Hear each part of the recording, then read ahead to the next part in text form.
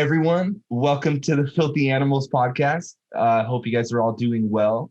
Today on the show, we have two returning guests.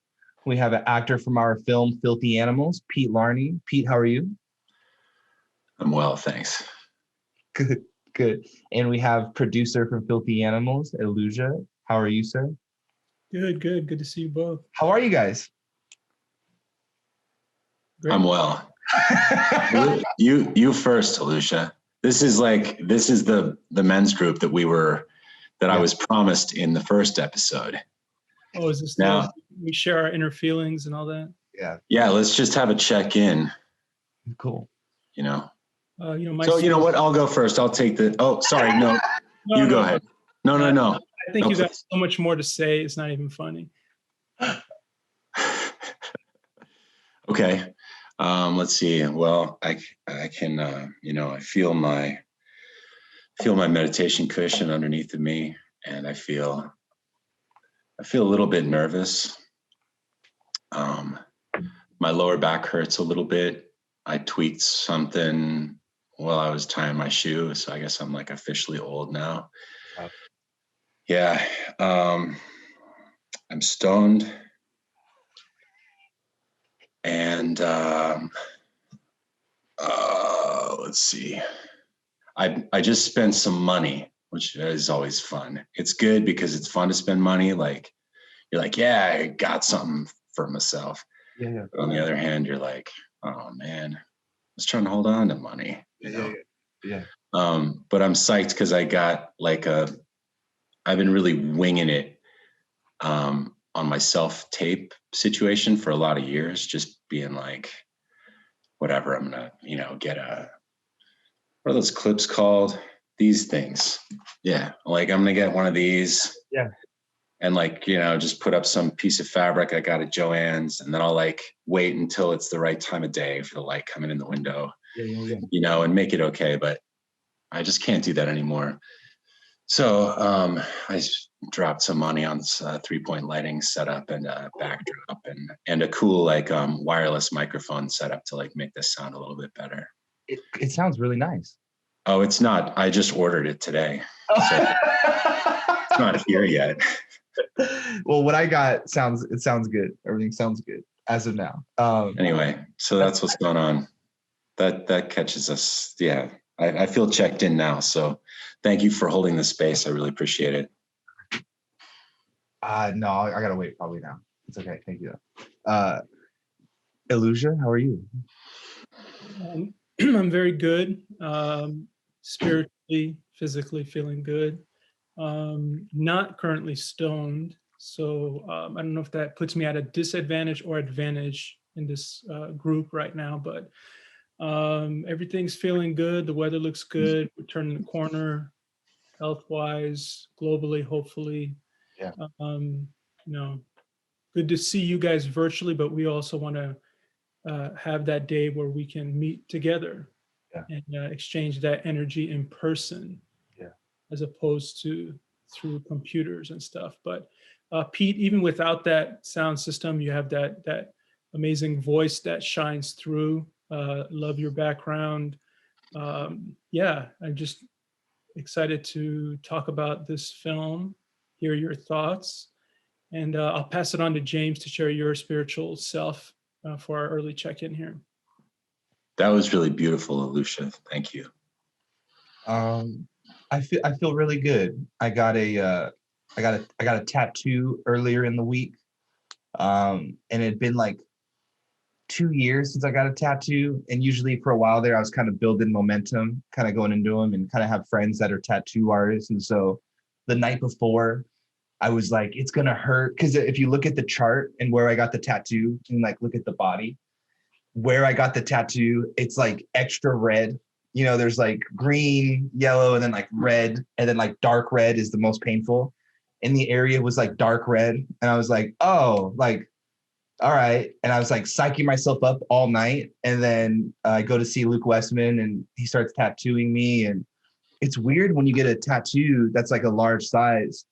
It's kind of gnarly what the body does. But as he's let's say it's my arm or something, he's tattooing my arm. Imagine your arm is trying to like brace because it's going through the pain, but it's really weird. Your body eventually like gives and like relaxes to it. And as soon as your body does that, it's less painful, less of that connection that you're allowing to like brace. And I was almost like kicking myself that I overthought it so much that like, it's going to hurt. I'm going to be like flinching. And then like, it took 2 minutes for me to be like, oh, okay, it's just this. I got a tattoo kind of representing George Méliès from A Trip to the Moon from 1902. Have you heard of that one, Pete? No. For our episode, our viewers, I'll load up an image, but I could kind of do my best to show you how it turned out.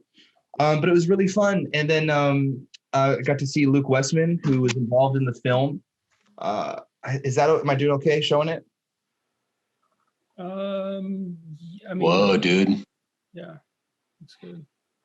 I was really happy with it. And he and I talked about that idea for a while, and it was nice to get it.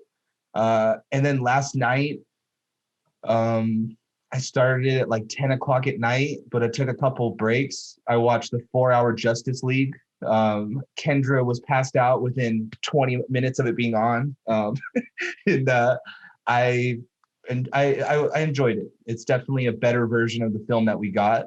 It's got Zack Snyder does an interesting thing with music. There's some interesting moments when you guys watch, if you guys watch it, I think you'll know what I'm talking about. And you're like, oh, what an interesting musical choice here. But besides that, my body feels good. Mind is right. Feel like I have, like I was telling Pete earlier, I feel like I have a little bit of like a jet lag because I was up really late watching the film, a little later than usual. But movie theaters are open right now. And I'm really tempted to see the film The Father. I keep reading these reviews on this film that it's the greatest film ever made. It's with Anthony Hopkins and Olivia Colman. Have you guys heard of that film? Dude, you told me about it when we talked about Glenn Ross. Oh, cool. Yeah, there you go. We were talking about Anthony Hopkins, I think. Okay. Because I was talking about how Anthony Hopkins just read the script 1,000 times. That's like what it says he does. That's right. I wonder if he did that for this film.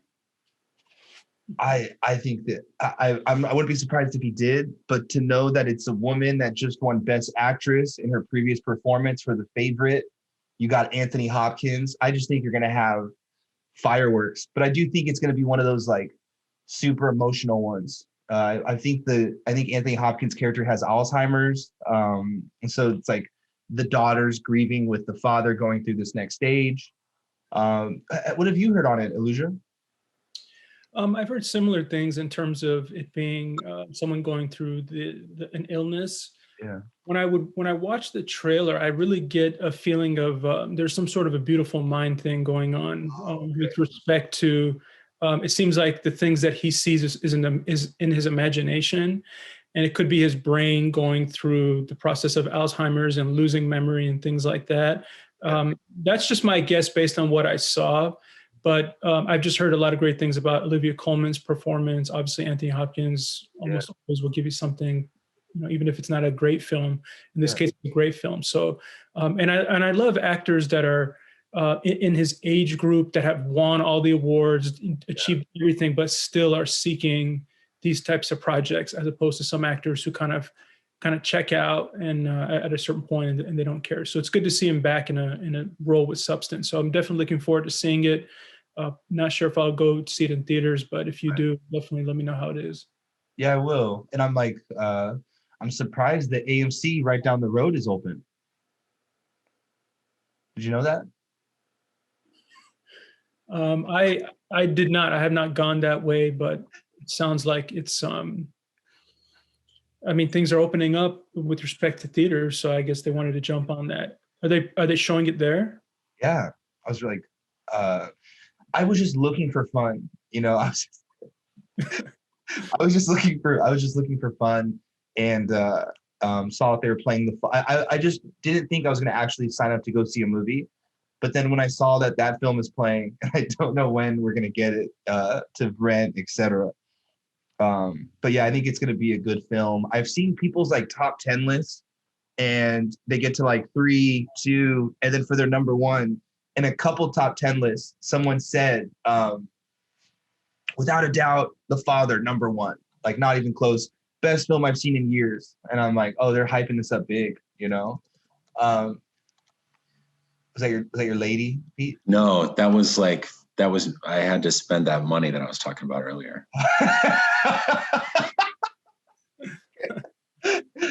They're like, someone ran off with your credit card.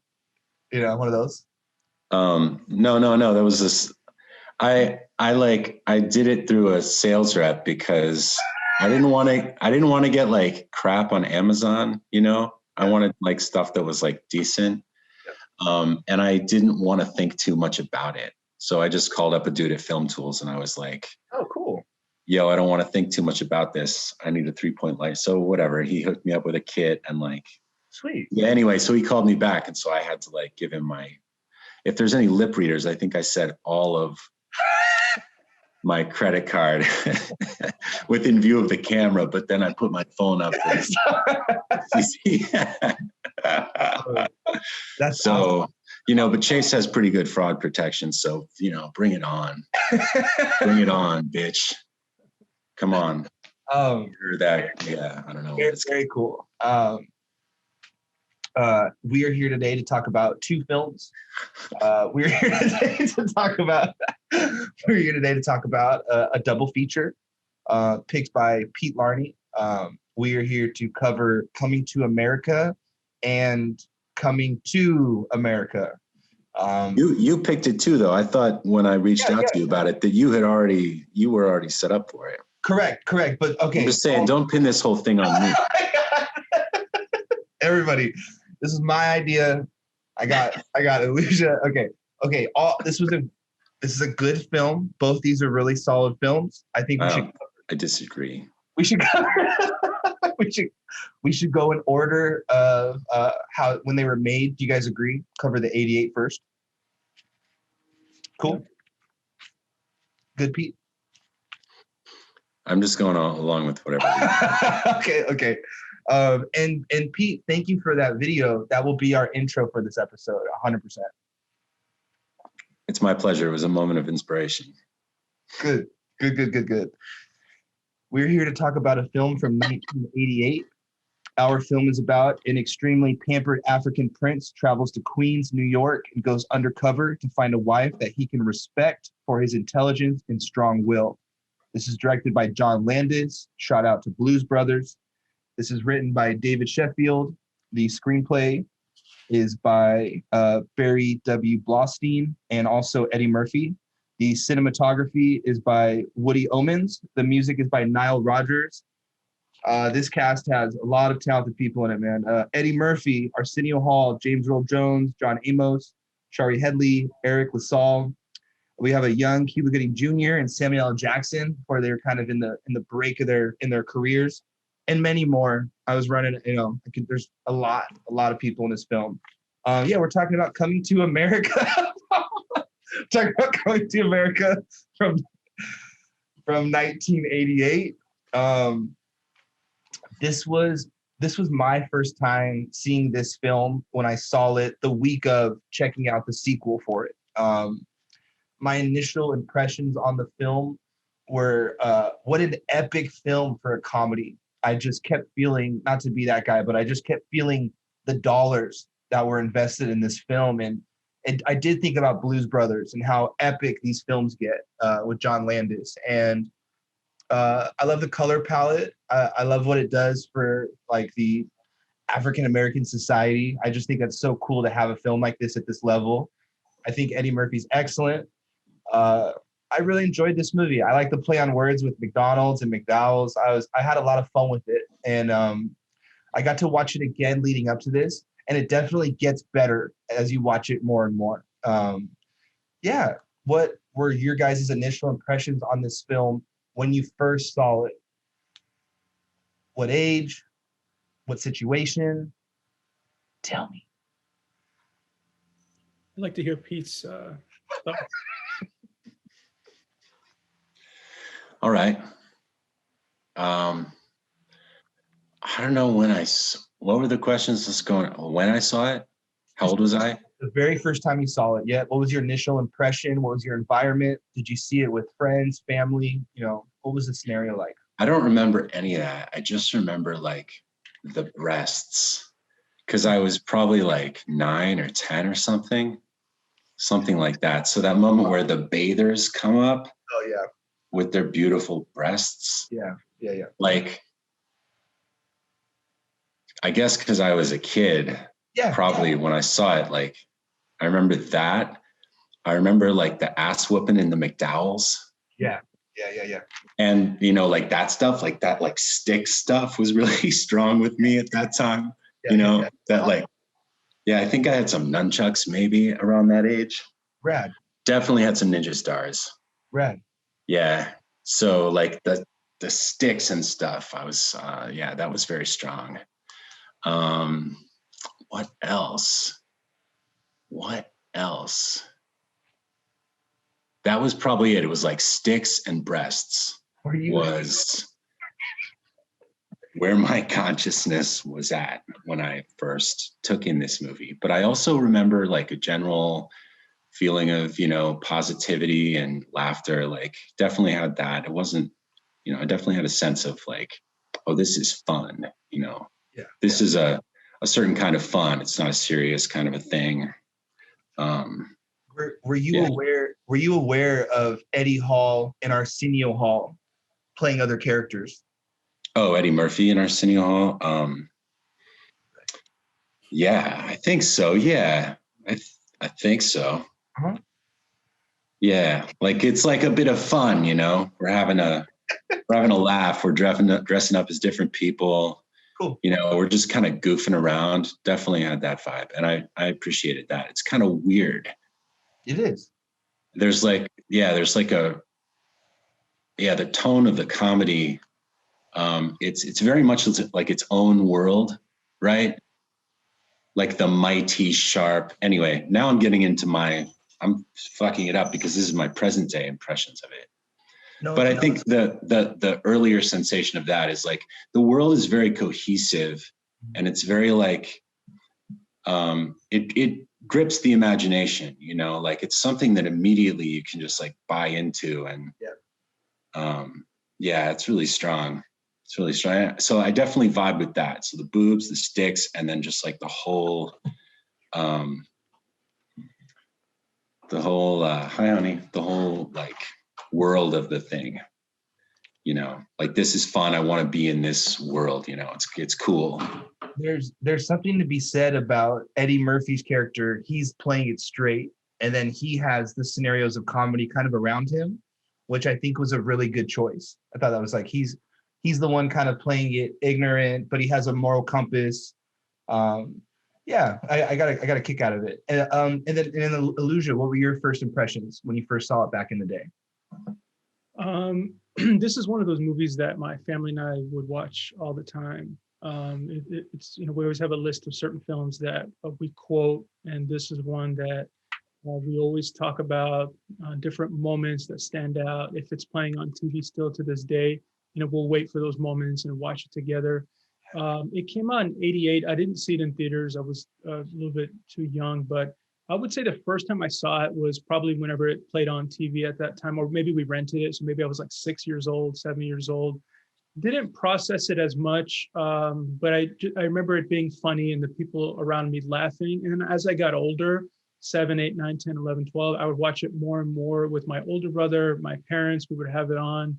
And this is really where I started to become a really big fan of Eddie Murphy. And Beverly Hills Cop was another film of his that I loved. And this is the era of kind of rated R Eddie Murphy that I really, really love, where he's raw, to kind of quote his comedy special.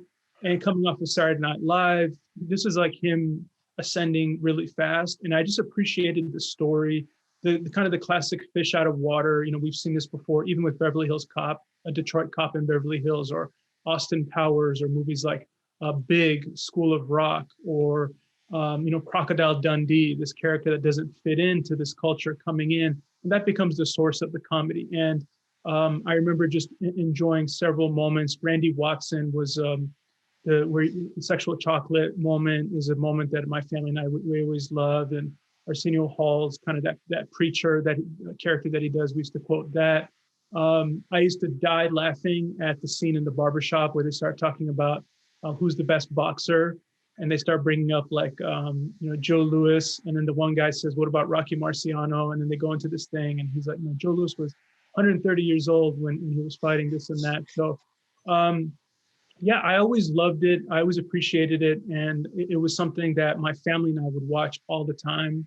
And when we watched the sequel, we watched it together as well, just to kind of see if we could generate that same energy behind it. But definitely a classic film, just really, really well done. Awesome cast. And you mentioned all those names. It was, I think, Cuba Gooding Jr.'s first screen credit. Another great actor, Von D. Curtis Hall, who appeared in a lot of Spike Lee films. He's the one that when they go to the college basketball game, he recognizes him and says, "Oh my God, you're the king," and starts bowing to him. So Samuel L. Jackson in that classic, just that one scene he stole, Louis Anderson. So over the years, it's just been a film that I've really, really enjoyed, and it has such great repeat value for me. And I always appreciated the conflict, the characters, and there's some messages in there too. There's a critique on American society and its excess when you talk about fast food and McDonald's, or this idea of soul glow or sports, him not understanding sports and the way that Americans are reacting to it. And he's just kind of going along. He's coming from this amazing kingdom. So I really appreciate even those little bit of critiques. And of course, I believe this was the first time Eddie Murphy played multiple characters in a film, which went on to become a signature of his. Nutty Professor and Life, and of course, all these other movies that he did, like Norbit, which weren't as good. But yeah, I just really enjoy everything about it and the commitment that went to it. I know John Landis and Eddie Murphy didn't get along during the making of it for various reasons, even though they had worked together on Trading Places for several years before. But just general impressions, it was great. Like I said, I always catch some of it when it's on TV. And the sequel, when we get to it, I'll talk about my thoughts there too. How does this hold up for you when you rewatch it today? Do you love it just the same? Are you talking to me? Yeah. Yeah. Cool. I still laugh just as hard every time. Like I said, good story, good characters, good performances. Just like, I think like Pete said, just great environment, the kind of the energy of the characters and things is just really, really well done. So it holds up. It wasn't one of those things that you watch when you're a kid and you go, oh, it's not funny anymore. I think it actually holds a lot of weight. And I think a lot of people appreciate it. And I think that's why they try to do a sequel, because it's become one of those kind of, it did very well when it came out. So I didn't want to call it a cult classic because the numbers were really good. But as it's gone on, it's become one of Eddie Murphy's kind of the highlights of his career. And I was trying to do my best to find it, but because the titles are so similar, it was kind of unclear on the budgets. The 1988 was 28 million. This new one was 36 million. Is that? No, the one from 88 was 36 million. Okay. The one from this year is 60. Cool. Now you also have to remember that 36 million in 1988 would be probably about 70 to 80 million right now. So comparable budgets, but Eddie Murphy at that time had a lot of requests that kind of increased the budget in terms of, he asked for a personal trainer with him at all times, his brother to be a stand-in, like private chauffeur. So this was the height of him, so he could just demand whatever he wanted. So that probably inflated it. And as you talked about with John Landis, he wasn't a stranger to inflating budgets as well. But they're similar budget-wise, but I'll talk about that when we get to the second one. But to answer your question, 36 for the first, 60 for the present one. Cool.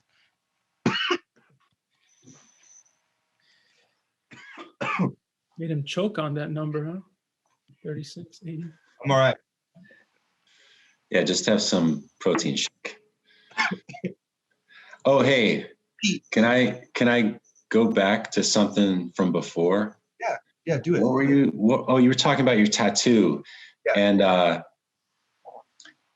wanted to say like that's Wim Hof, that thing of like, if you can relax in the danger, like that's what the taking a cold shower is about. You do this, you know, because it's cold or whatever. But there's something about like letting go of that, and that's what you practice. That's like the practice of like facing this unpleasant, you know. I think it's like a similar kind of thing. When I was doing, I think it is too. And I use the example when I do, if I have a client and I'm doing personal training and we're talking about posture and rounded shoulders, I was like, we're crouched down. I said, what's the opposite of that? Shoulders back, lats are engaged, and it's almost like a cocky walk, you know, like you're overly confident, but that's the proper way you should be walking. And then imagine somebody above me, standing above me, they scare me or they yell at me. I'm going to go down, you know, I'm going to kind of shrink everything. So yeah, all connected in that way, Pete, you know.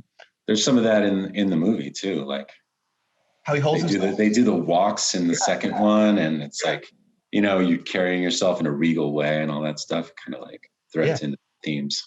I mean, I love, well, okay, so I just want to follow up. So Pete, what was it like for you revisiting the 1988 Coming to America? Yeah, I think I appreciate it even more, like with time, because I can see more layers of it, you know, more than just boobs and sticks, like just fun, you know, like you can appreciate like that long falsetto solo that Paul Bates has. Cool. You're just like, oh, this is like absurd in this beautiful, crazy way, and it holds up like 100%. Yeah, it's things like that. They're just awesome.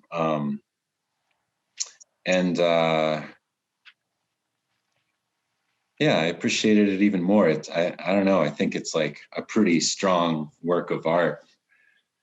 I love the scene where he's in the when the beginning of the movie starts and I see that his hair is like that, you know, with the little kind of that old school rat tail. I love the way they handled it, and he's like looking at his hair, then he grabs it and he's like, that'll be $8. I just think that's so easy and funny, and like that will always hold up as a viewer. You know, you see something on someone, an aesthetic, you know, it's kind of taking you out of the film a little bit in a good way. That was their intention. As soon as the movie started, I was like, wow, I can't believe I've missed this film for so long. I mean, to wake up and wherever you walk with the rose petals and just like the whole setup of his lifestyle was nailed perfectly. And he's, you know, he's waking up to music and the orchestra. Yeah. Awesome. It's awesome. What are your guys' what's a favorite scene from this 1988 Coming to America for you guys?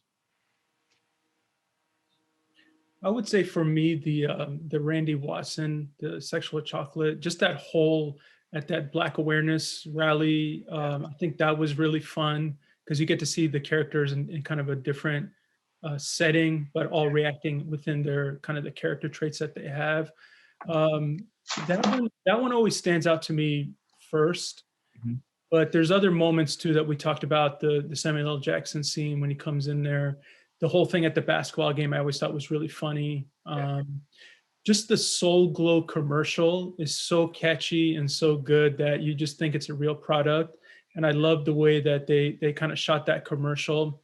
And there's a lot of breaking the fourth wall moments in this film, which is a little bit, you know, you don't think about it with respect to this type of comedy, but there's a few times where I think Eddie Murphy looks into the camera when the girl in the beginning she's jumping and barking, and he kind of looks over. I think Eric LaSalle's character Daryl at one point looks into the camera. So those would be a few that stand out to me. And also just him entering, because I grew up on the East Coast. I grew up in New York, and just him when he gets to Queens and he's saying like good morning, and the guy's like fuck you, and he goes fuck you, everyone. And I just thought that was a great fun moment too. Do you guys, I know this is bleeding into the second one a little bit. Do you guys appreciate those cameos of like the Trading Places guys, you know, the two old white guys? Did that work for you guys when it first came out and first saw it, that connection? Yeah, I hadn't seen Trading Places at the time that I'd seen it, so I knew of Don Amici from just different things. I think he was in Cocoon and a couple other films. But as I watched it more and more, and you know, you retrace back the DNA, then I go, oh, that's cool. You know, John Landis directed it, Eddie Murphy's back, and kind of those characters. So it was a cool little kind of thing that he inserted in there. Yeah, I dug it. I don't think I was aware of it either at first, but yeah, now I dig it. Yeah, I think it works. That's cool. It's fun. It's like ridiculous. Yeah, and I enjoy Trading Places. I saw that one really young growing up. I always liked that film a lot. That and 48 Hours were really big Eddie Murphy movies for me, along with Beverly Hills Cop. But I would him in 48 Hours is great. Trading Places, like Eddie Murphy is he's very charismatic. He holds up well. He has a good face on the screen. I have a question. In the barbershop, we have one person playing, like Arsenio Hall is playing someone in the barbershop.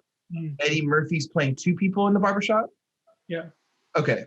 I'm just kind of. He plays the Jewish, kind of the older Jewish guy sitting down, the white guy, and then he obviously plays the main barber. And that's another scene that always stood out to me. I love just it's like Eddie Murphy doing his thing in terms of just the jokes and everything. And like I said, this was rated R Eddie Murphy, which I always appreciated more, as opposed to kind of like the Dr. Dolittle Eddie Murphy, which he that was the point where he was kind of phoning stuff in, and he wasn't, that energy level was not there. And of course, everyone, as they get older, their priorities change. But the barbershop scene is another one. But James, what scene for you stood out in the first one? Moments? That's kind of why I keep bringing up the barbershop scene. I love watching it. And the reason why I brought it up is I kept thinking one of them, because of the way his voice sounded and the way that he looked, I was like, is it Charlie Murphy? Like, is it his brother playing the third? Because some of it, at one point, Eddie Murphy's in the same shot with the guy he's playing, So I was like, I know obviously they maybe just kind of split it to make. Actually, I think in that case, I thought it was a double. Because he's kind of dirty in the background, right? Okay, is it? In that shot that you're talking about? Yeah. Yes. Well, I remember noticing that. And at the time I thought, oh, that looks like a double. It looks like they got a double for that shot, but maybe not. I don't know. Yes. Like it looked a little bit different. Okay, cool. And he's like kind of out of focus. I don't know. Rad. It's been a trick. I mean, I don't know if that's the shot you're talking about. Yeah, it's been a trick of these types of movies when you have multiple characters played by one person. You have those shots where it's kind of just over their shoulder or the back of their head. And I believe Charlie Murphy was a stand-in for Eddie Murphy in a lot of those scenes. So he's involved, but he wasn't one of the people in makeup. But I do remember reading something about Eddie Murphy and Arsenio Hall having that makeup put on them by Rick Baker, who was one of the best makeup artists of all time. And they decided to go out and kind of test it on real people. And they said nobody recognized them. Eddie Murphy said he got the number of like a lady in her 70s just to like go to dinner or something. He just was kind of testing it out. So I thought that was really fun for them to go and kind of see, does it look believable? And it looks pretty good. I mean, if you don't know that that's Eddie Murphy, you think that's just a kind of old guy or something in there. So the makeup was unbelievable, I think, on this film. Really, really pioneering. I mean, he's been a pioneer, so many great films, but this one was kind of a great look at a comedic version of what Rick Baker can do. I really dig the extreme humor in like they get off the airplane and they have like 20 boxes of luggage and their own guy. And then the next shot is it's on the cab and it's all stacked up on the cab. And that's not the same amount that could add up onto the cab, right? But then you get the next shot where they're loading up to stay at this hotel. And then you just see everyone grab their shit and kind of take off with it. And it's just funny that like naturally I stress for the character. Like, oh my God, you're getting robbed. You're going to be missing your things. And they're just way past that as far as like how they're looking and where their sense of humor is for this film, It's funny when they get off the plane and they go, we just got to blend in. And they're wearing like all, these luxurious kind of royal looking things. And of course, in New York City, you're not going to really blend in wearing kind of this royal looking thing, but yeah. If you guys were to have a frame from this film and have a still on your wall from the 1988 Coming to America, what would that still be? I would say Eddie Murphy on the balcony, kind of doing the thing with like, like fuck you. I think that was a fun moment.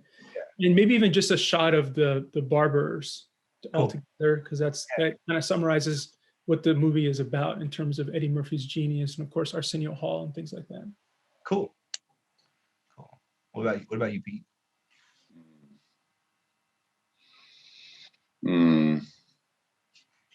I mean, maybe the Bathers. Yeah. Yeah. It's really cool the way that's done. It's really fun. Like they're playing that so straight. And it's cool the way they bring it back in the second. And James, the frame. Probably like a nice wide shot of sexual chocolate at the church. I think would look good in the house, that was going to be my first. I didn't want to go too crazy with just kind of always saying sexual chocolate. That's great. I love that. It's actually really well done scene too. The production design of it looks really good. It reminds me of the James Brown scene in Blues Brothers, the way it's shot. It's good. It's really well done. What about you, Mr. Larney? About what? Oh, you said the Bathers. That's your shot. That's awesome. The auditorium thing was another one I thought of too. The Black Awareness Week. And then that's pretty neat to see Samuel Jackson so young. Also, that was kind of a nice thing. He has that voice down from the early days already. I think he's the best yeller in the game. Yeah. He is, man. One thing I would always remember is whenever they would show it on TV and they would edit it, it was always "forget you." That was like a joke that my brother and I used to always say, or my family, because it was so obvious. That's not what he's saying. But just a really good cast too. I mean, Louis Anderson at that time was kind of up and coming and not as well known. And James Earl Jones was like the just perfect role for him, and just his voice and presence as a king. You go, yeah. And also, just as a little bit of a kind of side thing, the husband and wife, James Earl Jones and his wife in Coming to America, were the voices for in Lion King, the parents of Simba, Mufasa, and I forget the name of the mother. So that was how influential this film was. Is that people saw them as true African kings and queens, that they kind of transferred that same casting into Lion King, which became a classic on its own. That's awesome. That's a good little fun. Is there any controversy with having Louis Anderson in the film and needing to have like one white guy? Did I read into that wrong? Yeah, it was actually, Eddie Murphy said that the studio gave him a list of 3 white comedians that he had to pick to put in the movie. And he said that he knew Louis Anderson and he thought he was funny. So he said he'll just throw him in there and kind of give him a shot. But it was a requirement based on what Eddie Murphy said. So it's just stupid that you even... Wow, that's a trip. If it doesn't fit in the movie, why do you have to have it in there? But well, that old era of Hollywood there was less power given to actors more than we have now. It's so weird, that scene where he's like all enthusiastic. He's like, I'm on dishes. And then from dishes, he's like, I'm now on lettuce. And then from lettuce, I'll be assistant manager in 2 years. And I was just like, cool, man. Good for you. He's really stoked. Paramount said you have to put a white person in this movie. Yeah. Yeah. What comedian? Wow. Yeah, that's crazy. He didn't say who the other 2 names were, but he said that Louis Anderson was one of them, and he really liked him. So he said, might as well choose him, someone that he likes. I mean, he's great in it, and I love Louis Anderson. My favorite thing I've seen from Louis Anderson lately is he plays the mom in Baskets. Oh my God. The show is Zach Galifianakis. Yeah. I'm going to check it out. I'll write that down. Yeah. Yeah. Louis Anderson plays the mom, and it's pretty great. So I don't know. I'm glad he's in it, but it's lame if, it's weird. It's weird. Well, I'm glad, regardless of everything, I'm glad they brought him back for the sequel, just to like, we're gonna make it a discipline and bring everyone back. As anyone that could be in the first one, we could bring back for the second. We're gonna try to sprinkle them in. Anything we want to last touch on before we jump to the sequel and kind of start combining our dialogue? I think when we talk about the second one, we'll naturally probably bring up things from the first one. So I think we can jump right into the sequel. Because in the first one, I really liked the club scene where they're talking with different women. And then I'm curious to how you guys feel about how they connect it with the second one and the flashbacks and the de-aging that they did for them briefly. Okay, slight transition here. We're going to talk about a film from 2021.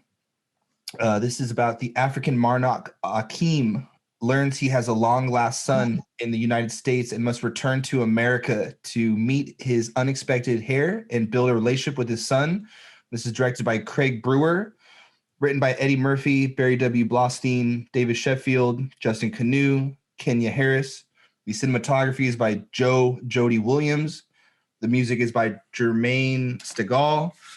It stars Eddie Murphy, Arsenio Hall, Jermaine Fowler, Leslie Jones, Tracy Morgan, Wesley Snipes, and many more. We're talking about Coming to America. Look how great my wife is. I didn't even ask for this. Oh, what's in there? Coffee? It's like some tea with milk, like some black tea with milk. Hot drink. I don't know if you guys saw, I was choking earlier, almost kind of keeled over.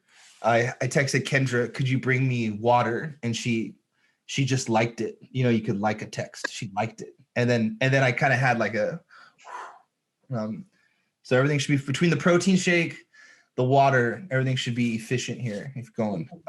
Since I'm not married. That's right. You stay right. You're prepared, man. You stay right. Oh yeah, there you go. Okay. Initial impressions on this sequel. Highly anticipated sequel, a sequel that maybe was made too late or too early. What were your guys' initial impressions on this film?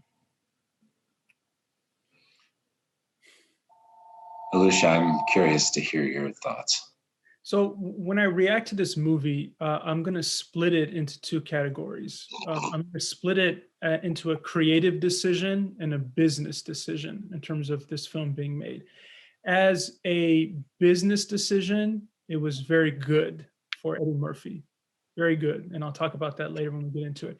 As a creative decision, did it add anything to this world? Did we learn anything new? Did it enhance the storyline? It's not good at all. I felt like it's very lazy in terms of the writing.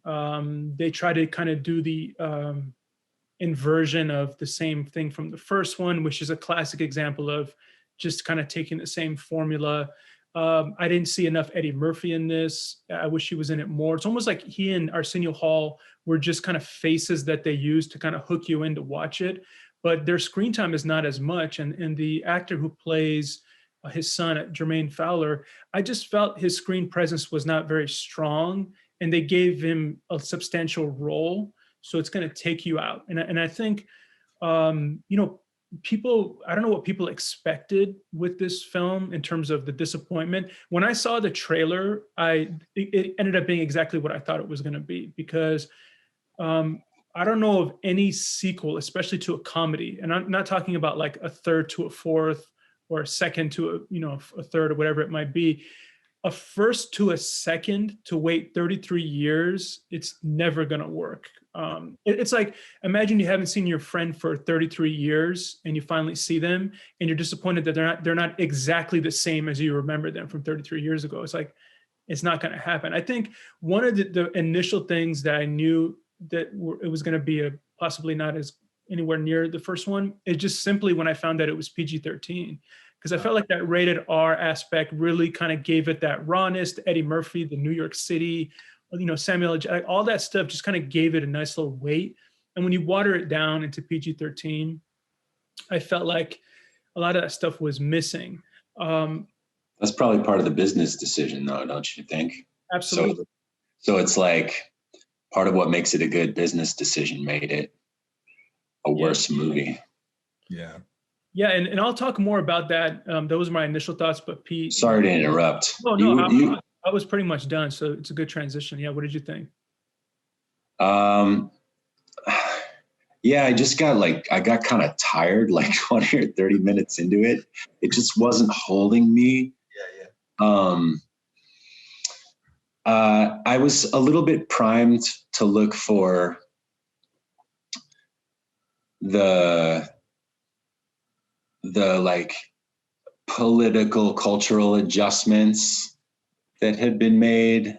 You know, I was kind of expecting some of that. So I don't know.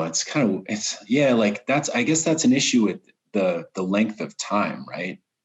It's like, you really can't, you know, the world changes so much in that period of time that mixing the two is difficult, because it's like there's all these kind of this feeling of like, oh, we've got to apologize for the ways, you know, that were acceptable to communicate or to see things in such and such a way back. It's like we've got to make up for it in this film. I guess I was a little bit primed for that. And so I noticed some of it. Like the first thing I noticed was that the colonial vibe was gone. Mm-hmm. Like that British colonial vibe that's in the first one, as if like this was once a British colony in Africa, but now it's like a kingdom, with just like costume cues and stuff like that. Like there was definitely a vibe of that in the first one. And in this one, in the second one, it had been pretty much scrubbed, which I thought was interesting. It was more like some kind of like North African vibe, like with the little hats and stuff. I mean, I don't know what I'm talking about, but there was definitely no like British colonial, like carriages and like short waistcoats and stuff like that had been kind of dispensed with. So yeah, there was that.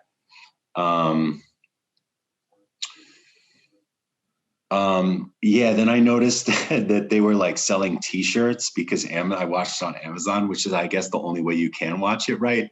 So there's this like whole business tie-in with it that's there like right from the start. There was kind of a trip, like that they're selling like t-shirts like through Amazon, you know, with like whatever the designs on it. So there's like, it's a very kind of, right up front, it presents with this like really like crass commercial kind of vibe, which maybe the first one had, and maybe I just didn't see it because I was 9 or whatever. Like, but I don't think so, right? Like it was more, yeah, like that rated R, you know, it's like, it's not super commercial if it's rated R, because you're, you know, cutting out families and everybody. So it's like, yeah, this one had a much more, it was just smacked of like broad audience, like where, I don't know, that was kind of weird, especially with the t-shirts and the Amazon thing. What else? I was excited to see Morgan Freeman. I didn't write too much because I got tired, and it's okay. And then like I felt the same way about the lead guy, but I don't know if it was really his fault, because like his role is kind of like, what does he do? He just like falls into something, and then like just, you know, it's like he's not like Eddie Murphy. In the first one, Eddie Murphy's on a mission, and you're like down with it. He's gonna find his bride. It's so simple. But it's like this one, it's like, what's he doing there again? Oh, like his father was gonna get assassinated, and it was an accident because like she blew pot smoke into his face or something. It's like, it's so complicated, and you're like, what? There's nothing for your brain to like my brain to grab onto, like story wise. The En Vogue and the Salt and Pepper thing was cool. Yeah, I thought that was pretty cool. Okay, bringing them back, that's cool. Yeah, that was cool, and I dug the song, I think. Yeah. How about you, James? Cool. I always appreciate seeing a new film. It's just awesome whenever it's this 2021, we have a new movie, we have Eddie Murphy. I really appreciated, it was like a year or so ago now, Dolomite Is My Name. It was like Eddie Murphy's kind of return to comedy in this kind of genre. I think it was a missed opportunity. I didn't even catch on if it was PG-13 or rated R, but you might as well make it rated R, especially if it's related to streaming. The way that streaming is set up now, even if you have like a Netflix account, there's like a kids account or a regular account. And the kids account are very kids films, like 5 years old, kind of toddler. So I think it's kind of weird where once you have that account to Amazon or Netflix, depending on what age you are, if you just have the account, you could watch anything. You know, you get rated R films that become Amazon Prime and that are free and accessible right away. So Definitely maybe a missed opportunity there with not making it rated R. I try to have like the lens on when I watch this film as if like I was like a 10-year-old or 15-year-old around this age, and does this hold up for me? Kind of going back to like a film like Austin Powers that I maybe saw when I was a kid that was hilarious to me. When I rewatch it now, I don't feel that same way, you know? So anyway, I try to envision it as if the new generation, if the new generation saw this film, they have not seen the first film yet, would they appreciate this film on its own? They definitely tried to repeat a little bit of that spectacle, you know, like lots of bells and whistles, lots of color. But it's weird where we're going through this stage right now with stuff like yesterday, I just saw the new photograph. They're redoing the Mighty Ducks, and they have a photo with Emilio Estevez, and he's the coach, and he's standing with all these child actors grown up now, rebooting it. And, you know, we have Cobra Kai, and I just was kind of bummed to see them just go through the same jokes a little bit and kind of recycle this formula, you know, and we got kind of a very similar thing. My critical part is I've never been the biggest fan of Leslie Jones. That's the mom of Jermaine Fowler's character. So he's like the Eddie Murphy hooked up with her one night back in the day, accidentally got her pregnant. She's always popped up in like Ghostbusters, Saturday Night Live. And I don't know, she always kind of just takes me out of the film a little bit she's very one note in my opinion. But I thought Wesley Snipes was really great. I appreciated seeing, like you brought up earlier, Morgan Freeman kind of pop up. That was cool to see Salt and Pepper, and that song was stuck in my head for like a couple days. The little song they sang. I liked I dig seeing Eddie Murphy and Arsenio Hall get back together again. I pictured like on set what that must have been like for them, and they must have had fun. That must have been a pretty cool experience. But I saw there being a missed opportunity with not getting an African-American as your director, especially with talking about the casting and all the issues with the first film. I appreciate the self-awareness of a scene where you're talking about sequels, you know, like the scene where he's talking to the lady that's his, the one he ends up hooking up with, the son. I like the self-awareness of talking about sequels and franchises, and they're doing their best to try to be self-aware with the situation they're in. Yeah, it was all right. You know what I mean? I dig a new movie. I would have watched it anyway. You know, if it was rough for me, I still would have finished it, you know? Yeah, it was all right. I appreciated it in a similar way. Like, oh, this must have been really fun to do. Yeah. For everybody. And, you know, at the end where you get to see some of the outtakes and stuff, like it brings you into that sense. I mean, especially people that like work, yeah, you know, like we do this kind of work, and it looked like it was super fun. And like, I would have loved to have hung out and have been there and just like see, you know, all these amazing creative people like get together and do all this weird stuff. Yeah. And have a blast together. Like, you know, I'm sure there's a lot of projects that are really difficult to make or really frustrating or really challenging in some way or another. And this one looked like they were just having a ball. Yeah. I would imagine. And that seems like part of the reason for it too. It's like, hey, watch us like get together again and, yeah, you know, like strut our stuff.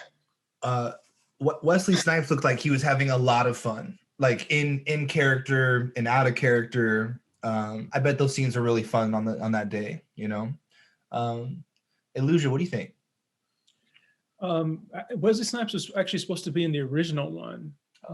He was going to play the Daryl part, the Eric LaSalle part, and he didn't end up getting it, which I think Eric LaSalle fit better for that kind of jerk role. His face looks kind of more like that.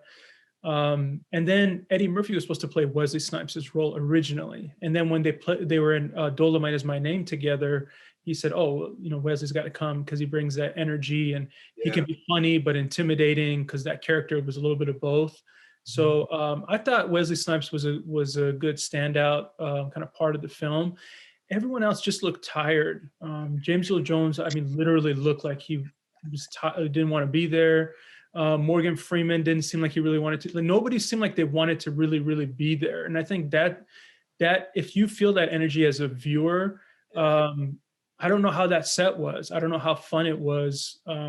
It looks like it might be based on who's there, but I thought the music cameos were corny. They were just kind of throwing people in there, Gladys Knight, things like that. And they had little musical parts in the original one, but it was in a more organic way. This was kind of like a reunion show of, hey, here's the person from this part. Here are the twins from the original one. Here's the girl that was barking like a dog. And here's this person and that.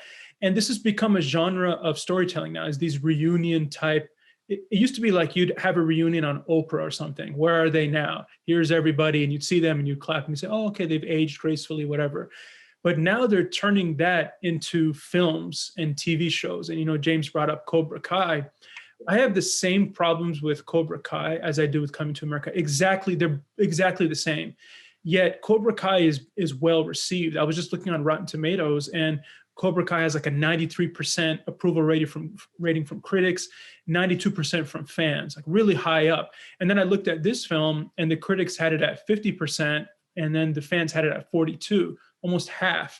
But to me, it's exactly the same. So I don't know how people are accepting that, you know, Cobra Kai and not this. I mean, I just don't know what people expect when a movie like this comes out. And they've done it with Saved by the Bell. I haven't watched it, but they kind of brought that back. Full House and like Will and Grace. And it's just it's been this thing. And again, when you wait this long for a comedy, I'll just ask, can you think of an example of a sequel waiting this long and it being good? And maybe not even 33 years. Let's just say 15, 20 years. Because anything come to mind that I'm not talking like Godfather 2 to 3. I'm talking like a hit film waiting maybe 15 or 20 years for the second one to come out. And it being good. This isn't this, or is Blade Runner comes to mind. Blade Runner. And how was that received? Did that do well? I think people missed opportunity to not see that on the big screen. It did not do well when it comes to the box office. It did not. That's a little bit different because that's more of kind of a science fiction. That's why I was like. But I'll throw a couple out at you. Let's go. Okay, because this is just something. My Big Fat Greek Wedding. Okay. Yeah. The first one, a lot of people loved. Second one, nobody cared for it. What's the index on it? Zoolander. Oh yeah. You can remember that they did a second one? It was terrible. The second. That was about 15-year gap. You're right. Good. How about, I know you're a big fan of this film. We talked about it, Blues Brothers. Yeah. What happened 20 years later? Blues Brothers 2000. Garbage, right? Yeah. Original one's fun. How about Super Troopers? I'll throw another one out there for you. How was that second one? Bad sequel. Bad. Came out in 420. Yeah, bad though. How about Dumb and Dumber? Do you even remember that they did a sequel with Jim Carrey and Jeff Daniels? Yeah. It was rough. Nobody remembers that because they waited too long.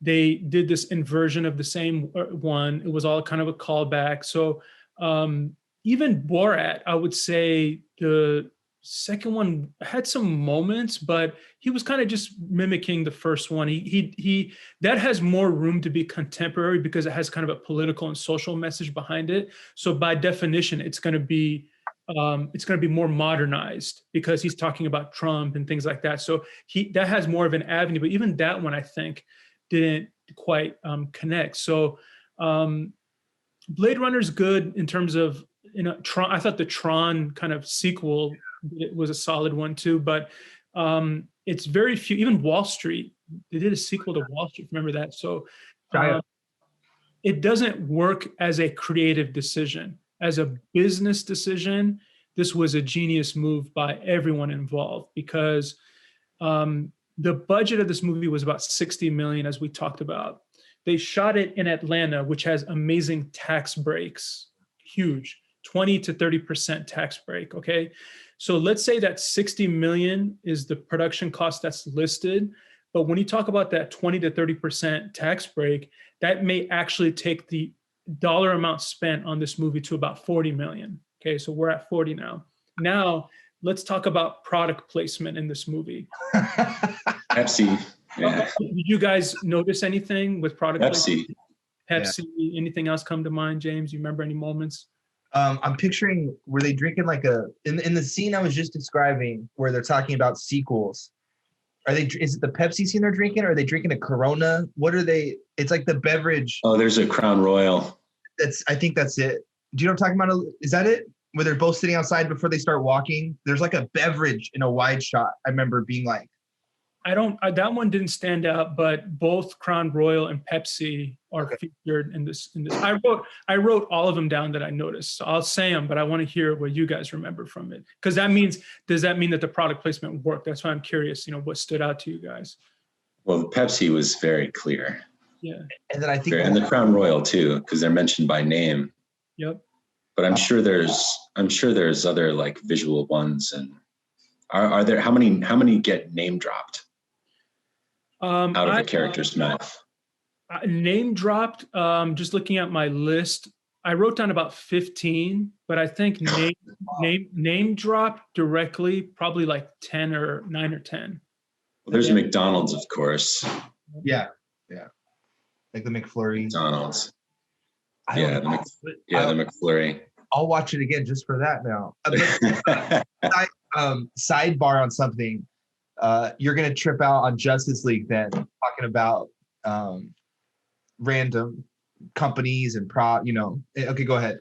He did that on Batman versus Superman. I remember. Yeah. Why is Batman driving a Jeep? This guy's a billionaire and he's driving like a Jeep Wrangler. I'll tell you why, because they did a product placement. Or in Doctor Strange, in the first 10 minutes of the movie, he's shaving like 5 different times because they had a partnership with Gillette. So he's, constantly, or different watches that are shown. So superhero movies are the masters of doing. In fact, there's people that their job is to go through a script and find where that product placement can be put in. And some people can do it in an organic way. And some people do it like Adam Sandler, where they'll just say the thing and it's a KFC and you're just kind of saying, okay, what's going on with this. But in this one, I'll just name some of the ones I wrote down. And they said Spotify. They actually show it and they say Spotify. The outfits were all Puma. They had the Puma tag on it. So the Puma brand. Pepsi, Lyft, McDonald's and Fashion Nova. When they first arrived to America, there's like a insert shot. You can tell it was done after the fact. And it says McDonald's, the burger that has the sesame seeds on it. Because you remember in the original one, he says, oh, my burger doesn't have sesame seeds. It's McDowell's, this and that. So they kind of threw that. And then Fashion Nova, which is a really big brand right now for younger generations, younger audiences. He says, I'm going to buy a Tesla. Remember that he goes, I'm going to sell my 10 million to buy a Tesla. Crown Royal, Ciroc, the Puff Daddy's brand.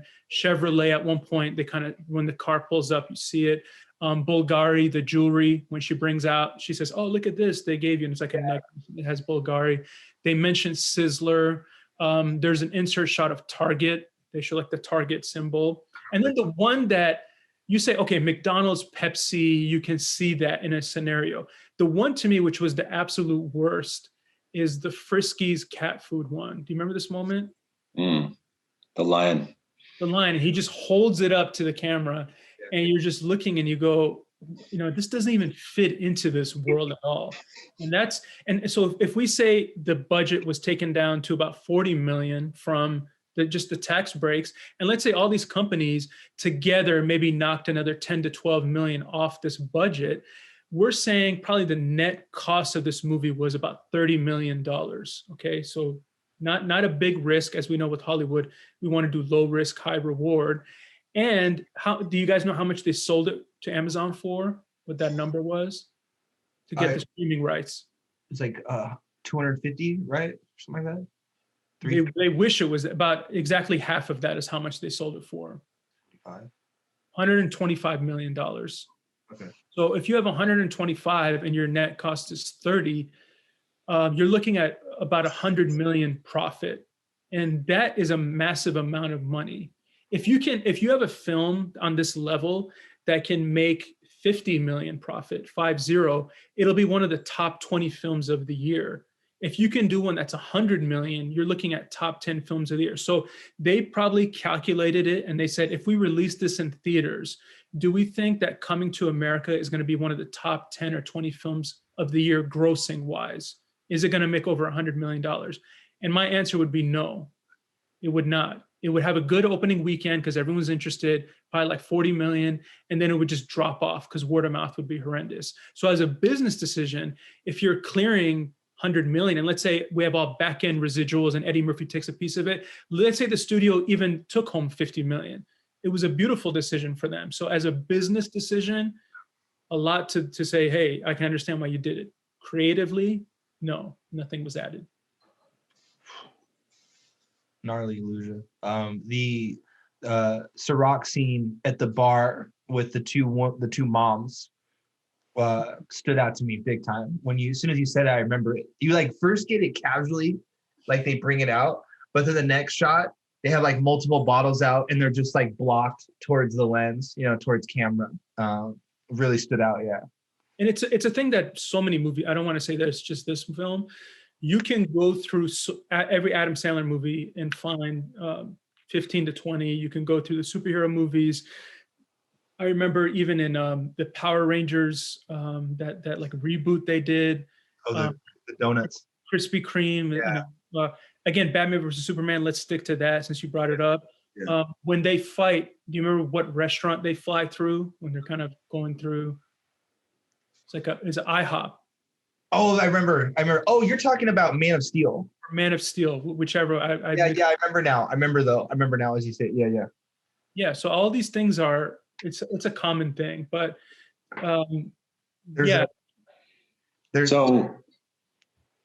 So when it took 3 years to develop the script, that probably means it took 3 years to like make all those product placement deals. And that's what was really like taking the time. Is it going to be Bulgari or is it going to be like such other thing, or be Coke or Pepsi? Like, yeah. Well, I don't know. Let's wait another 18 months. Like we'll get the lawyers on it. And then when it's all locked, that's when we can shoot.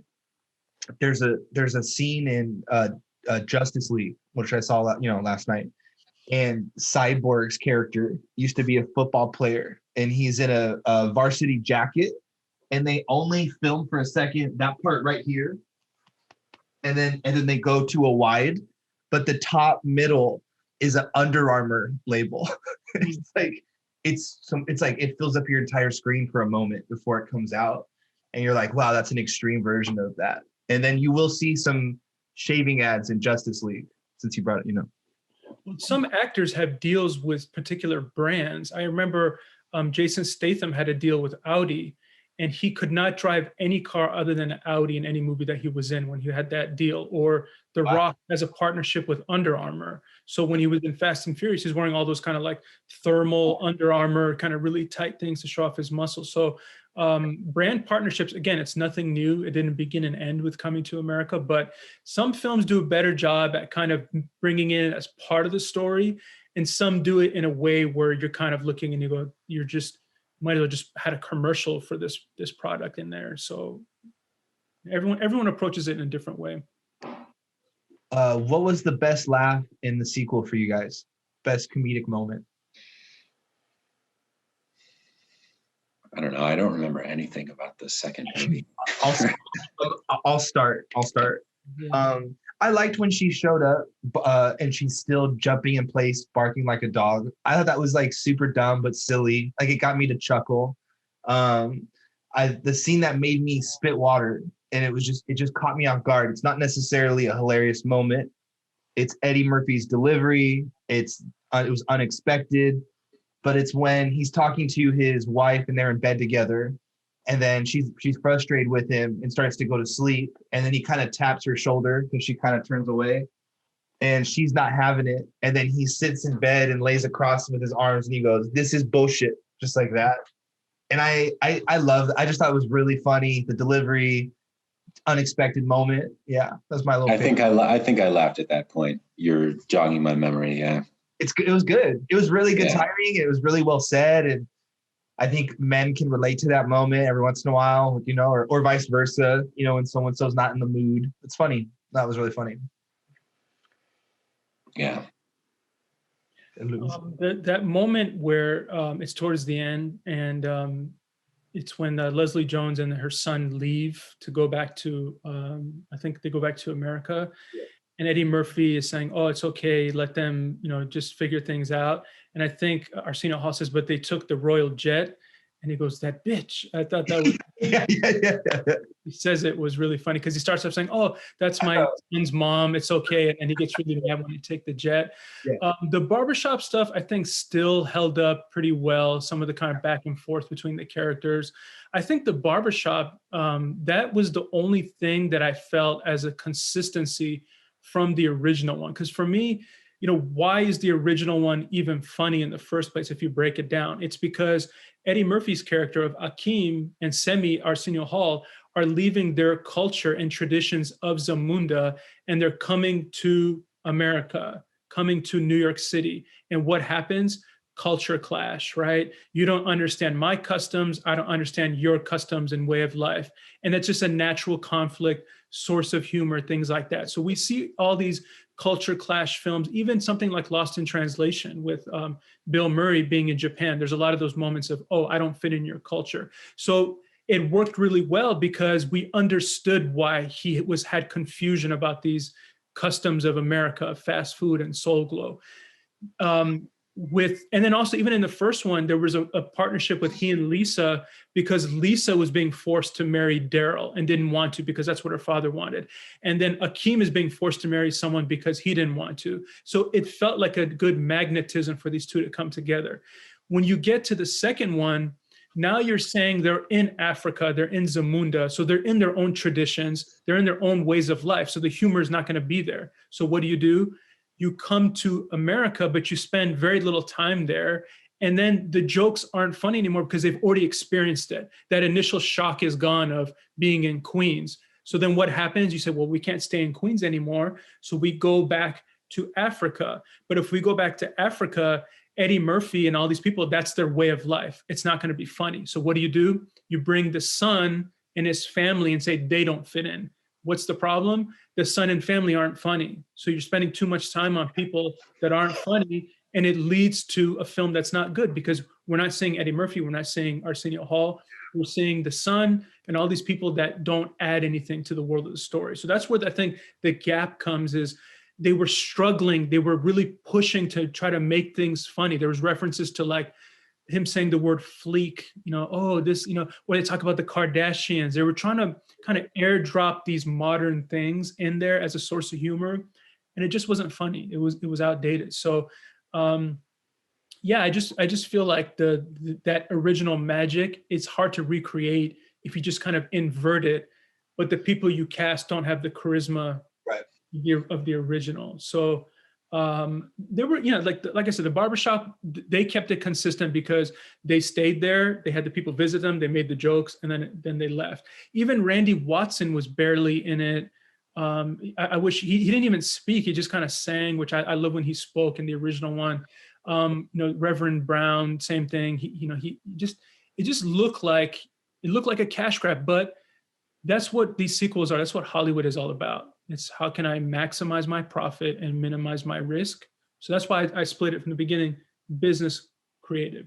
So that was a long answer to your question of what I found funny, which it was very few things. That's why I had to go and tell you some other things. But I saw it with my family, as I mentioned before. My mom laughed at a lot of moments. My brother and I kind of laughed at a few moments here and there, but we knew going into it, not going to be as good as the original one. But, how many things are, like we just talked about, waiting 20, 30 years? You guys know who like Donald Glover is, like Childish Gambino. He has the show Atlanta, and that would have been pretty cool to cast him as the son, or to cast someone that we know or we're familiar with, or we know that can maybe pull it off, and they have comedic moments, but they could also kind of play it straight.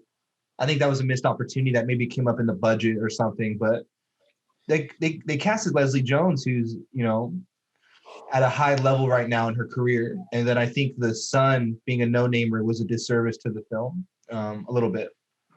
Well, Tracy Morgan was supposed to play the son originally, I think. Is that why he's the? Yo, that's what should have happened. I mean, it'd have been good. That's a missed opportunity. That's a squandered. I mean, I don't know if anybody could have done it well, because you just don't care about that storyline at all. You're just like, oh, he's there. Okay. Like when you were like laying it out about the setup and what you were explaining, like what was funny, I was just like interested, you know? You're like, oh, these two people from this other place like show up in this. I'm like, oh wow, what's gonna happen next, you know?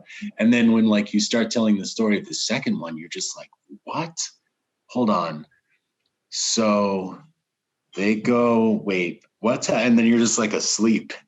You know? How do you guys feel about the flashback scene at the club? And in a couple shots, they reuse them, but then to kind of piece some puzzles together, they de-age them. Did you guys enjoy that sequence? It looked pretty bad. My brother and I kind of looked at each other. We go, wait, what? It looked like some weird digital thing. Yeah. They kept it dark in the room, which kind of masked how not really good the visual effects were. But I'm not a fan of going back and, because this is my problem with Cobra Kai and like rewriting what happened and he didn't remember and all this kind of stuff. So that scene didn't really work for me. I understand why they did it, because you had to create 33 years of not knowing you have a child. And I almost feel like, wasn't Black Panther's storyline kind of similar to this too? Of like the child that he didn't know and like them coming. So it was kind of like they kind of extracted from there, even a little bit of Creed, where it was like, oh, he didn't know he had a kid for 20 years, whatever. So, but it's like Pete said, you know, we enjoy that fish out of water type storyline, whether it's Austin Powers, Back to the Future is the same thing. I'm coming from the 80s and I'm going to the 50s. I don't fit into the culture and way of life. I don't understand it. Let's even go crazier and say something like Kindergarten Cop was the same thing. I'm Arnold Schwarzenegger. I'm a police officer. I'm kind of this hard-nosed guy, and I got to go teach a kindergarten class. You can hear and see the conflict immediately. You can see, or Big, I'm a young kid now in a grown-up's body. Conflict automatically. Or even something like Aladdin. I'm somebody that's coming from a poor class and I got to pretend to be a prince. Conflict is there immediately. So you can see where those things fit. But if you try to do it again and reverse it, people are smart enough to see it. So to answer your initial question, I felt like the CGI, from my perspective, it was all right, but I'd rather not have seen it. It was cool how they were trying to kind of show some of the older moments, but anyway. What about you, Pete? Man, plus the love story, you know, like you put the fish out of water thing, plus he's looking for love. It's like, oh man, I'm in. I'm in. Like, is he gonna find it? Like, what's gonna go wrong along the way, you know? And in the second one, it's like the love story, it's like incidental, right? It's like, of course he's gonna like fall in love with this hot groomer. Right. Like when he just shows up in this new place, like he doesn't even have anybody back home that he was seeing or anything, right? Or they don't. No, so there's like, no, you're just like, oh great, like cool, he's gonna hook up with the groomer, awesome, you know, but there's no like intrigue there. You're just like, I don't know, just mildly happy for him. They tried to create that love triangle with Wesley Snipes' daughter, but they had no interaction. So we don't get that choice, that because Lisa in the first one had to make a choice as well, because Daryl is there, and then you also have Akeem. And then even for Akeem, it's like, I have my home way of life, and I have this way of life that I want to just marry someone that I love, and it's not an arranged marriage. So you're absolutely right about that in terms of the second one. It's like, and we all knew, okay, when you talk about inversion, so now the son is wealthy and kind of this prince, and he falls in love with kind of the working class person. So you're kind of reversing it again a little bit. So we all knew what was going to happen. I don't think anybody that watched that film would say they weren't going to end up together. Yeah. What What do you think of the Morgan Freeman cameo? Me? Both. Wait, you talking to me? Yeah, Pete. Yeah, you go first, Pete. What do you think of the Morgan? It looks like they got him. They got him for one day, right? They got him for a one-day shoot. Yeah, they got him for a day, and I haven't seen him in a while, so it was cool. I was like, oh, there he is. It's nice to hear his voice, Yeah. Yeah, that's how I felt about it. Elyusha? It seemed like they had him for an hour, not even like just come in here, do this line, and walk away. I heard it was hard to get him, that he didn't even really want to do it, and Eddie Murphy had to like really kind of push him. Not that Morgan Freeman is very selective these days. He'll do whatever. I didn't really get too excited to see. I didn't really care. I love him. I really like his work, but I didn't say, oh my God, it's him, because he's kind of just appears in things anyway, sometimes through voice or just character. So it wasn't like a big shock of him being there. So I didn't really even, all those cameos of people didn't even really, like Rick Ross. They shot this in Rick Ross's mansion in Atlanta. I mean, most of the film is just one location. So so they had him in there and different people, like all the musical artists you mentioned. There's some African artists that they feature in there, but they kind of have their music. So again, as a reunion show, hey, everybody look at, they found people, but I don't know. James, did you like that Morgan Freeman appearance? I thought it was cool. I just definitely wanted to get your opinion, Elyusha, because I know you're a fan of Morgan Freeman and a little bit of history with him. I got a really cool Wakanda Black Panther vibe with the first and second one, where I feel like Black Panther took inspiration from the original Coming to America. Do you see that at all? Am I crazy for that? Both you guys. Yeah, I haven't seen Black Panther. Oh. The costume designer for Black Panther is the same costume designer for this film. Oh, cool. Okay. She works with Spike Lee a lot, and you can feel. I thought the costumes look very nice. Yeah. And she did a great job of bringing that to life, of that African culture. And I think now that the film has been a more established kind of big film among Black culture, I think they really wanted to emphasize that. But I think they could have done even more. They really missed an opportunity to take that world and modernize it and maybe have a little bit more social critique. I mean, they do a little bit with respect to, they bring up the thing of it has to be a male heir that it gets passed on to, and his daughters kind of step in and say that it doesn't have to be that. So you could see it kind of sprinkled in there, but I would love to have seen it as more of a pillar in the film as opposed to just airdropping this thing. And I think Eddie Murphy's daughter in real life was one of the daughters, and his daughters in that film too. So I would have liked to see more of that in terms of the female presence and all that. That would be nice. I think it's cool he brought back the Lisa from the original one. It's pretty awesome. She looks great. They brought back pretty much everyone except people that they had problems with that didn't want to be involved, or people that had passed on, like the mom in the original one had passed on. But I think Eric LaSalle said he couldn't do it for scheduling, but I think they probably didn't really want him. The girl who plays Patrice, Lisa's sister in the original one, I guess had some really tough problems on the set. So they could have brought her, they didn't bring her back. So there's always these little behind the scenes things that happen that you don't really know about, but they brought back most people that were, even John Amos as the kind of the McDowell's owner. Cleo, I think, was good too, to see him. Yeah, I like that. I like he's like, they're not the same. They're McMuffins. Yeah. These are, it's pretty good. Pretty good play on words that they're doing there. That's sad to be the one that doesn't come back on something like this because you had a hard time. Yep. On the set, or something about it didn't work out for you. That's I can relate to that. I know that feeling. Mm-hmm. I do.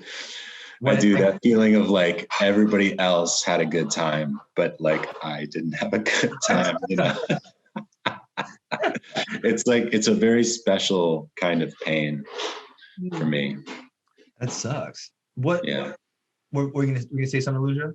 Can you relate, Elyusha? What's that? Can you relate? I'm not an actor, but I was actually curious to hear your perspective with something like that, because James and I aren't, we don't, because I think that being an actor is you're putting yourself out there. It's a very vulnerable type of, artistry to have. So I'm just curious more about what type of environment you feel when you're on a set, and do you kind of feel like, you wouldn't be welcome back on a set? What are those things that you notice that make you feel like this isn't working as a creative environment for me? Well, there must be dynamics like that with the crew too. Yeah. For example, there's one guy, we were having a hard time, and then we drove back together as we're going back into the area. We had like a little bit of an argument, and like,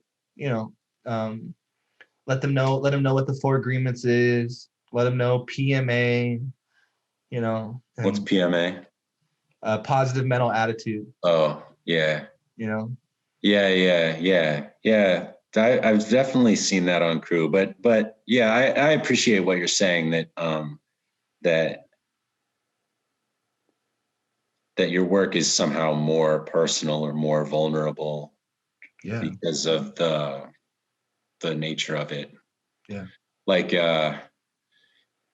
if I'm not doing a grip job as well as I could be, it seems to somehow reflect in a different way or something like that. Right? Does it somehow? Do you realize a little bit, but do you realize it when you're on set, or is it after? Maybe some of it comes from the subjectivity of all of it. It's like we can objectively agree that this didn't get there fast enough, or this light was in the wrong place, or whatever. But it's like if we all just kind of feel like it's not working out with you, it's a little bit more like, ugh. Yeah, maybe it's like the mystery of it. It's like, but why? Why can't we all just, or for whatever reason, I guess. What are the when it's not working out? I mean, I've had this feeling less because I think I've gotten better at like adapting to more kinds of situations and just like more comfortable with myself, and maybe more like self-aware too. So I don't know, it seems to be happening less. I mean, you never know, like knock on wood. Yeah. But let me think, like,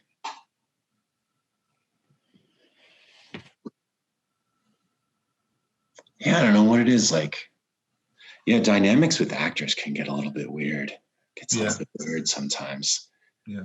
Especially when, like, I really feel like as an actor, like suspending judgment while you're in something is like so important. I've seen actors like get, opinions or real strong feelings about this or that on a set, about something, about the director or about, some other person or whatever. And it's like, it starts to get really hard if you go down that road. You've got to just like be really open and just like let it all flow. Yeah. I think egos and like kind of tough personalities are weird, because there's like, I feel like there's always a good balance in middle where like I don't want someone to have to adjust to my personality, and I don't want to have to adjust to theirs. Rather, we just flow together. And sometimes with actors, and maybe a lack of self-awareness, I find myself like playing along and I'm going to adapt to them for now, as opposed to even just like right now, the 3 of us, appropriate balance and conversation and flow, and just a good balance there. I hope you feel that way. Do you feel that way, Elyusha? Well, we're coming back to like the men's circle now, because I guess we're wrapping up. Is that what's happening? I do have to pee a little bit. Well, I only have, out of the stuff I would like to cover, I only have one question, and it's like, what frame from Coming to America would we have on our wall? I like to ask that about the film.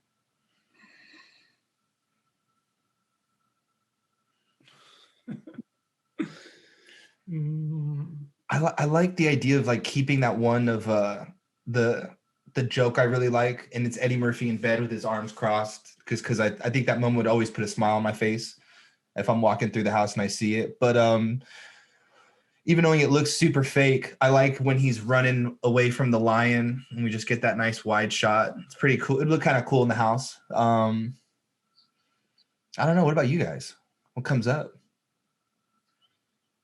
Another I really I was in this whole, thing we were about to check in. I was feeling really connected to you guys. And then you brought up the movie again and I just got disappointed, in my heart, I was like, oh, we're going to talk, we're going to check in now. I don't know. We started talking about our personal experience and then this movie came up again and my heart clenched up. I was like, oh, I got to think about this movie. Having said that, I would say maybe just The Witch Doctor, because it's just so ridiculous. And it was fun. I liked looking at it. Yeah. Yeah. I can't really think of one that stands out to me. Maybe some of the stuff in the house, the production design looked nice. Some of the larger scale things.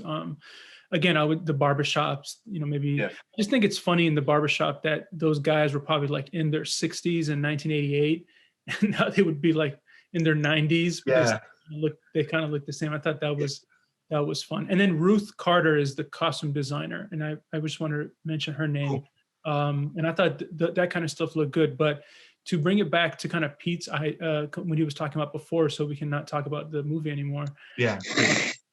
I agree with kind of some of the things that you're saying. And the reason why I think the actor is one of the most vulnerable parts of the filmmaking process is that all eyes are on you when something is going well or something is not going well. With a grip and things like that, they can kind of hide behind certain things because all eyes are not on them.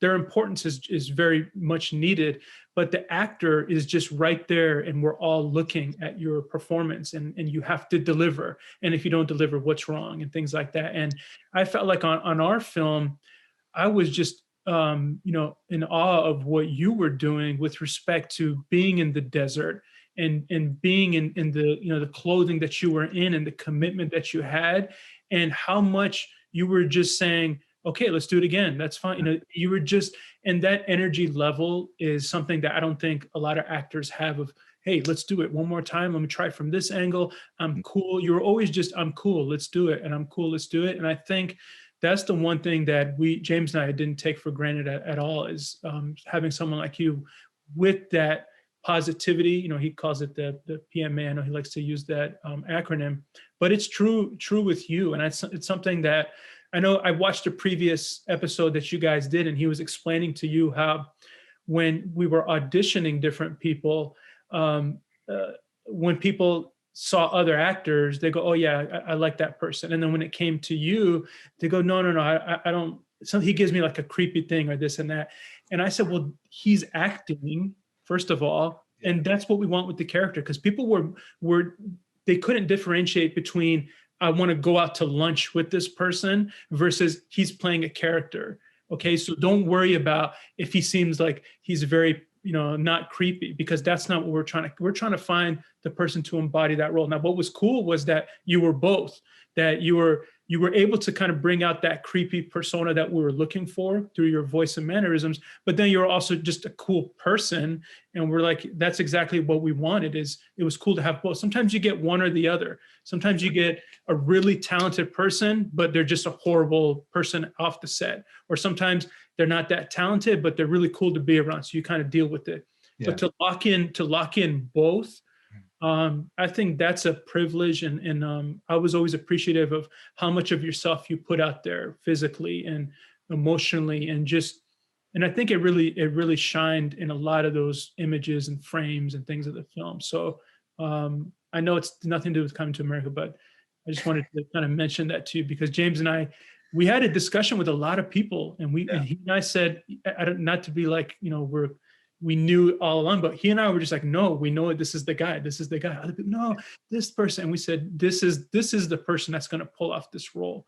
we know it and we can feel it. You know, when you get that thing in your chest or your stomach, that kind of, you get these signals. It's not something that you can manifest always into words, but something happens. There's an electricity and you go, that's it. And I know James saw it and I had seen it. And I think it worked for you said Pete Larney is our child molester. He said, if anyone's going to be a child molester, this guy right here. If we need somebody to show up and be enthusiastic about molesting children and portraying a child molester, this is the man. It's Pete Larney. It's Pete Larney. If we want a bad, dirty child molester.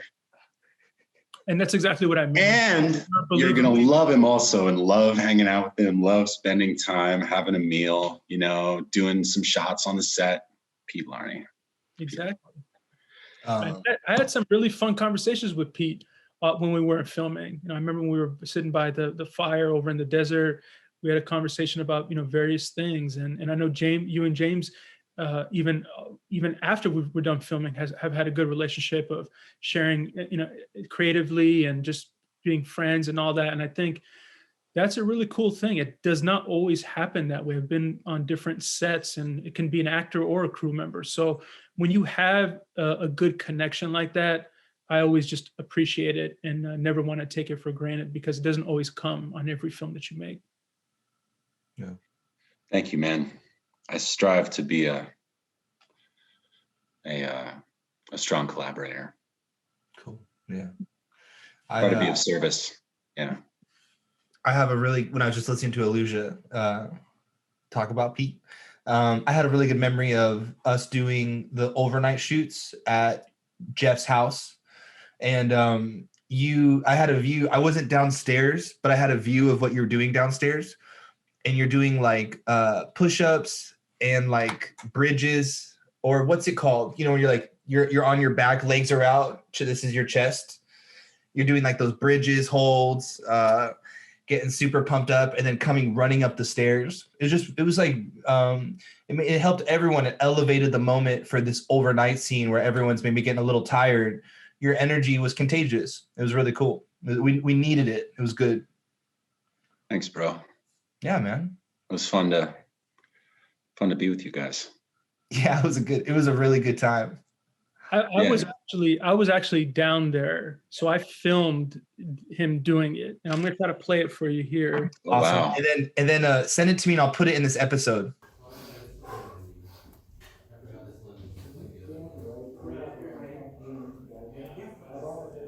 Oh, that's hilarious. Can I see No, he's gonna push up. No, I got it. Oh, thank you, buddy. Oh, you're getting a workout. He's gonna push ups. Oh, dude, that's it. That's what I was talking about. Yep. Yeah. And then you would jump right into character after that. Yeah. Yeah, I'd be like, let's do it. Action. Okay. Oh, Elyusha, I need that, man. I need that. So good. I have like 3 different clips of him doing that. So I'll do all 3. But that, to me, that was like one of the things where I go, okay, this person is committed, because they're trying to kind of recreate that energy of I'm sweating or I'm in this stressful moment. And not a lot of people would think about that. Oh, here we go. There we go. Yeah. 2, 3, 4. You're just getting gigs, Pete. Get some, dude. Be careful on your lower back. You know, make sure you don't strain it. Keep your core engaged, bro. Every repetition is a inhale, exhale. Breathe in through your nose, out through your mouth. Remember, we're prioritizing our push muscles, but don't forget about the opposite muscles, right? Engage the back on the eccentric contraction. Breathe. Good form. We just like to thank our sponsors during this time. We'd like to thank Silvio's Camera Shop. If you need all your camera needs, it's in Torrance. We also would like to thank our other sponsor, Burgundy. Come on, Pete. End strong, good form. Don't put in the lower back. Good. Good shit, bro. Good shit. Second option is Burgundy's Flowers and Gifts. Thank you. And also Frisky's cat. Shout out to Friskies. Shout out to Wall Art. You did great, Pete. You did Very very good performance. That was beautiful, man. It was really beautiful. You guys are beautiful. We're gonna end on one question, okay? We're gonna pitch Coming to America 3 in 30 years from now. How do we, right? It's because it's been 8-7. Yeah. So we're gonna pitch where the next one should go. What do you guys think? Elyusha? Let's say 30 years from now, that's 60 after the original, right? So we're looking at, was that the year like 2050? I say you get into real kind of futuristic type thing. And cool. I don't know, maybe you do like a little crossover with Black Panther and Zamunda and Wakanda unite somehow, and you kind of, because we love to have these crossover moments. I don't know, maybe something like that. Of course, it would be the son of this person and the daughter. Maybe we focus on the daughters now. They're ruling. Yep. But if I have my way, there will not be a third one. What do you think, Pete? Yeah, like the daughters on Mars. Okay. Yeah. Daughters on Mars. Yeah. Daughters on Mars. There's definitely an opportunity there to let, like, pass the torch, let the daughters take over. Maybe give us the, that whole like reverse. We're already going to go through the same motions again, but it's through the perspective of a female now, going through it. I think that'd be kind of cool. Excellent, gentlemen. Is there anything you guys would like to shout out or promote before we boogie and head out today? I just want to say, Thomas at Film Tools, thanks for your help today. I'll tell you what, I'll shoot you a link to this episode. Yeah. Thomas, and subscribe. Thomas, do me a favor, subscribe, smash that like button. Yeah. Comment down below. Let us know what you thought of the double feature. Yeah. Coming to America and Coming to America. Yeah. All right. And thanks again, Thomas. Thank you too for your time today. This was really rad. This was really fun. Can we talk about, this would be the time to talk about what we might do next? Yeah. We can, what are we looking forward to that's coming out over the next couple weeks? I don't know if you guys are excited to see Godzilla and King Kong, but I'm really excited about that. The film The Father, April 1st, there's a film that comes out on Amazon Prime called The Mauritanian. Am I saying it right? Mauritanian. I would love to discuss that film when it comes out. Cool. Yeah, I would love to have Pete select something too. I know you don't watch as many films, so I'd love to hear one that kind of stands out in your eyes. Yeah, we're in the process of trying to put something together for one that I suggested. Yeah. So have you heard back at all from anybody? I haven't, but I'm gonna do. It's okay. I'm gonna try a couple other things. I found them on Facebook and on Amazon, on Instagram. Well, also, like, sometimes he takes a little while to respond to his email. He might get back to you. So yeah, we're working on this nature documentary thing. Yeah. Yeah, I can send it to you if you want. You want to watch it? Yeah, he does. Yeah, cool. I'll send it to you. I remember hearing about this. Yeah. I think you've mentioned this before to us. I've talked to him about it. I talk about it everywhere I go. A film that I would love to maybe talk about with you guys is Holy Motors. Cool. Yeah, I would love to watch that again. Okay, cool. Okay. Yeah. So, look, you guys, look out for Holy Motors, and coming soon. There's not enough of this on your podcast, like this, like straight up, just like. There's not. All right, guys. So look out for Holy Motors and the nature documentary thing and something else. I forget what it was, but look out for it. And thanks for watching the Filthy Animals podcast. Yeah, exactly. This is so funny. Okay, gentlemen, thank you too for your time. Thank you, Pete, for signing us out. It's perfect. That's a perfect sign out. Thank you, Elyusha. Yeah. You guys have a great weekend, a great week. I'll talk to both of you guys soon. Cool. Yep. Bye, boys. Bye. Go to the restroom, Pete. Eat. Everyone regroup. If you got more stuff going on today, regroup. Stay fueled up properly.